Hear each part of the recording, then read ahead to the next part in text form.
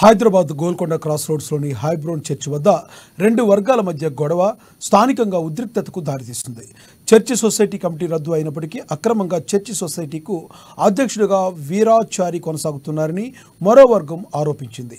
Society committee రద్దు చేస్తూ city civil court ఆదేశాలు ఇచ్చినప్పటికీ వీరాచారి చర్చి ఆస్తులను అన్యాక్రాంతం చేస్తున్నారని ఆరోపించారు. ఈ కేసులో కోర్టు ఆయనను ఇన్వాల్వ్ అవుతుంది ఇచ్చినప్పటికీ అతడు ఇన్వాల్వ్ అవుతూ చర్చిని డిస్టర్బ్ చేస్తూ ఉన్నాడు. అంతేకాకుండా హైకోర్టు వారు 2 నెలల క్రితము అతని మీద రిస్ట్రైన్ విధించినది. WP 6106/2022 అనే కేసులో అతన్ని రిస్ట్రైన్ విధించినప్పటికీ అతడు పదే పదే నేర చరిత్ర కలిగిన వాడు కనుక తాను తన అనుచరులతో కలిసి చర్చిని పదే పదే డిస్టర్బ్ చేస్తూ ఈ చర్చి యొక్క ఆస్తులను కాజేయాలి అనే ఉద్దేశంతో అతడు కుట్ర పన్నుతున్నాడని మనవి చేస్తున్నాం.